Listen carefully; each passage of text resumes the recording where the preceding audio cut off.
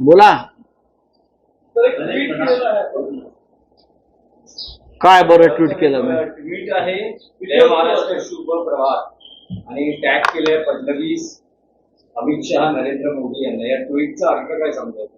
या ट्विटचा अर्थ काय असणार? सकाळी उठल्यावरती आपण आपल्या प्रिय माणसाला जय महाराष्ट्र करतो आणि सांगतो की महाराष्ट्र आणि शिवसेना, शिवसेनेचे वाघ जिवंत आहेत. मला सवय. आता बघा, नरेंद्र मोदी देशाचे प्रधानमंत्री आहेत, अमित शहा या देशाचे गृहमंत्री आहेत, फडणवीस या राज्याचे मुख्यमंत्री आहेत आणि या तिघांनी मिळून शिवसेना तोडली, म्हणजे महाराष्ट्र कमजोर करण्याचा प्रयत्न केला.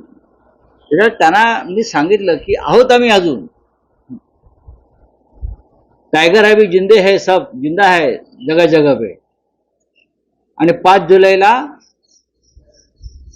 मराठी विजय दिवस जो आहे त्याचं त्यांनाही आम्ही आमंत्रण देणार आहोत किंवा त्यांनी बघावं हा विजय दिवसाचा सोहळा काय आहे 5 जुलैला. तो मराठी भाषेसंदर्भात किंवा हिंदी सक्ती संदर्भात मराठी एकजुटीनं जो विजय प्राप्त केला, हा विजय या महाराष्ट्र देशांवरचा विजय प्राप्त आहे, म्हणून त्यांना जय महाराष्ट्र केला. त्याआधी तुम्ही म्हणालात की आमचे प्रिय नेते आहेत. इतक्या सगळ्या राजकीय घडामोडींनंतरही नरेंद्र मोदी, अमित शहा आणि देवेंद्र फडणवीस हे तुमच्यासाठी प्रिय नेते आहेत. देशाचे त्यांनी ज्या पद्धतीनं, बघा, शत्रूला कधीही प्रिय म्हटलं पाहिजे.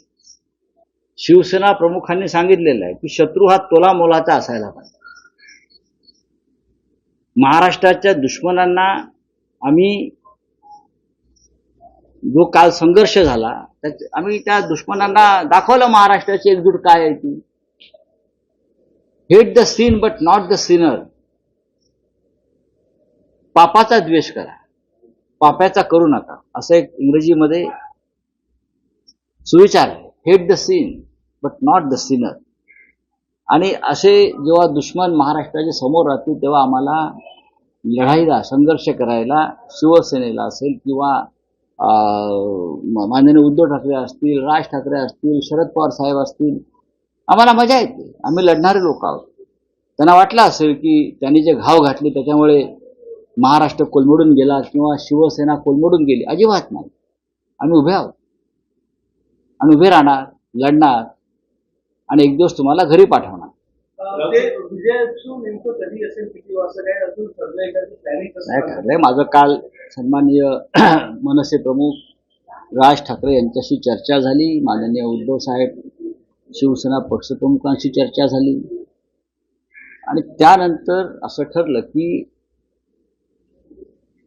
वरळीला जे डोम सभागृह आहे मोठं, तिथे हा सोहळा करावा. पण त्याचबरोबर शिवसेनेनं आधी शिवतीर्थ मिळावं या कार्यक्रमासाठी. यासाठी आम्ही विनंती अर्ज केलेला आहे, कारण मराठी माणसाचा हा सोहळा शिवतीर्थावर व्हावा अशी एक भूमिका होती. अर्ज तो आमचा अजूनही पेंडिंग आहे.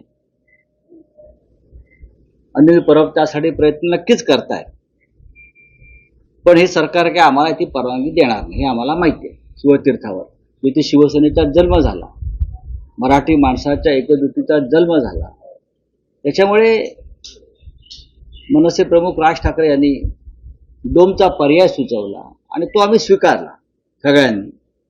आता त्या संदर्भात काल आमची एक बैठकही झाली आणि त्या बैठकीमध्ये साधारण कार्यक्रमाचं स्वरूप कसं असावं, काय असावं, किती माणसं येतील, हे सगळं आम्ही त्याच्यावरती चर्चा केली. पहिली चर्चा केली.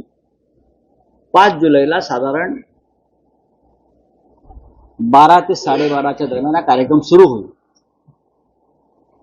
आणि मुंबईमध्ये सध्या एकमेव भव्य सभागृह किंवा एक मोकळी जागा आहे आणि त्या कार्यक्रमाला नक्कीच उद्धव ठाकरे आणि राज ठाकरे उपस्थित राहतील. ठाकरे एकत्र येतील त्या कार्यक्रमाच्या व्यासपीठावर. त्याच्याविषयी आता दुमत असण्याचं आणि शंका असण्याचं कारण नाही. पण या लढ्यात जे सहभागी झाले सगळे, मग राष्ट्रवादी काँग्रेसचे नेते असतील, काँग्रेसचे नेते असतील, डावे पक्ष असतील, या सगळ्यांना आम्ही आमंत्रित करू. कारण आपण जेव्हा म्हणतो की मराठी एकजूट, महाराष्ट्राची एकजूट, ती एकजूट ही राजकीय मतभेद आणि राजकीय पक्षांच्या पलीकडली एकजूट आहे. आणि आम्हाला या दिल्लीला हेच दाखवायचं आहे.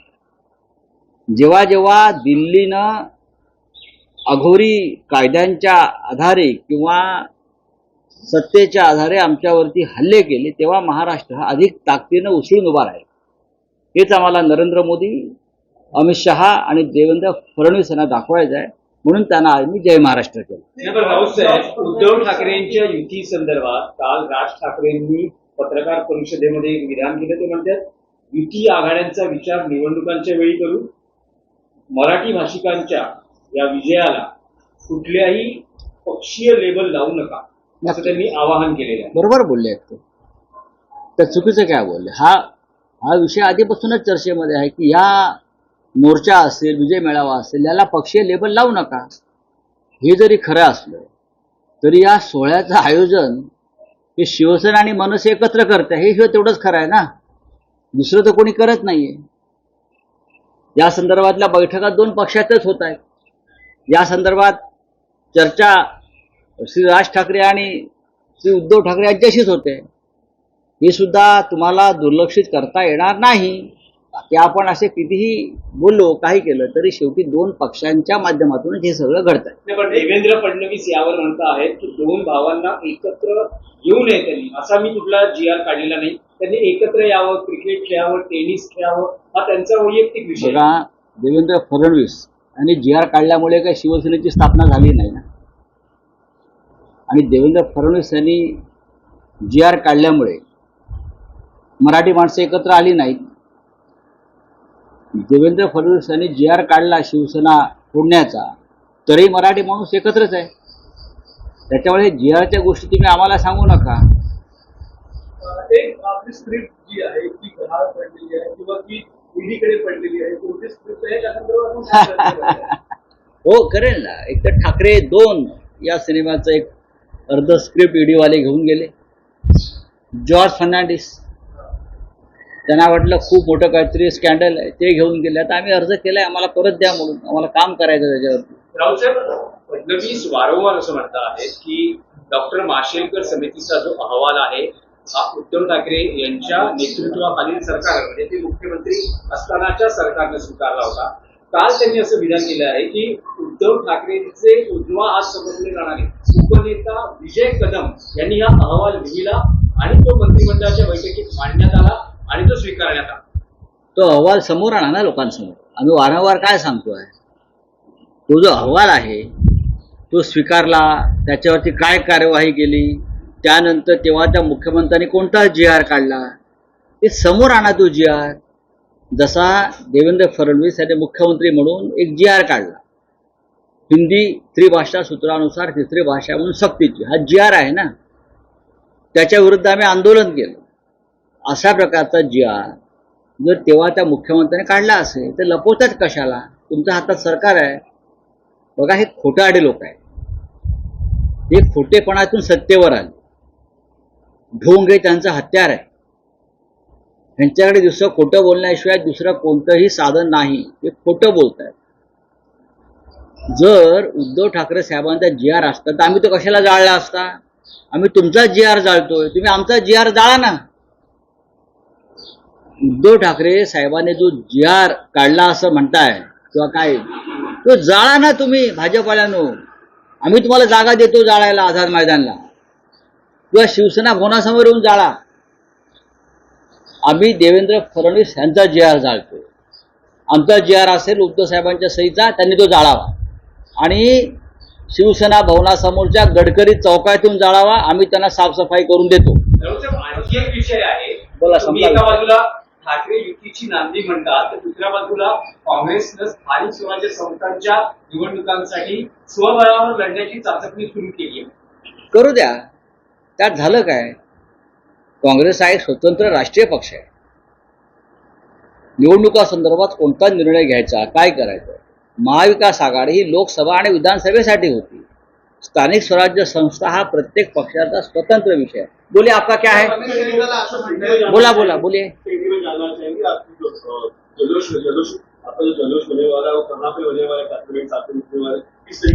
देखिए, मराठी विजय दिवस जो मराठी विजय दिवस है, हम एक साथ आ गए, पूरी मराठी जनता, राज ठाकरे, उद्धव ठाकरे, शरद पवार जी, कांग्रेस के लीडर्स, और हमने जो हिंदी जबरदस्ती यहाँ कर रहे थे प्राइमरी एजुकेशन स्कूलों में, वो अध्यादेश को हमने हटा दिया, वो पीछे ले लिया। महाराष्ट्र के लिए ये एक विजय का, एक जल्लोष का दिन है। तो 5 तारीख को हम एक मोर्चा निकालने वाले थे इस अध्यादेश, सरकारी आदेश के खिलाफ। अब उसकी जरूरत नहीं है, तो हम 5 तारीख को एक भव्य विजय जल्लोष का कार्यक्रम करेंगे, मराठी विजय दिवस। और उसमें 5 तारीख को होगा ये वर्ली में जो डोम सभागृह है, बहुत बड़ी संख्या में लोग वहां जमा होते हैं। वहां उद्धव ठाकरे जी, राज ठाकरे जी एक साथ मंच साझा करेंगे। जो महाराष्ट्र की जनता की इच्छा है कि ये 2 नेता, 2 भाई एक साथ दिखने चाहिए।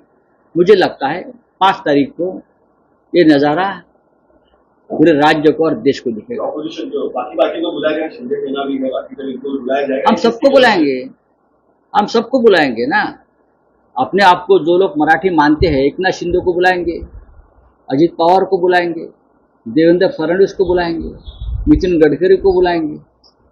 आप नाम दीजिए, हम सबको बुला लेंगे। अपने आप को जो मराठी बोलते हैं कि हम मराठी नेता है महाराष्ट्र के, तो हम सबको बुला लेंगे। आप आइए अगर आना है तो। चलिए, थैंक यू। आपके आंदोलन के बाद महाराष्ट्र का पब्लिक सिक्योरिटी बिल आ रहा है, आप किस तरीके से देख रहे हो? आपके आंदोलन के बाद प्रॉपर ये विधायक आने की बात की जा रही है। ये जो बिल है, ये सिक्युरिटी बिल नाही। आता isakal.com आहे देशातील नंबर 1 ची मराठी न्यूज वेबसाईट।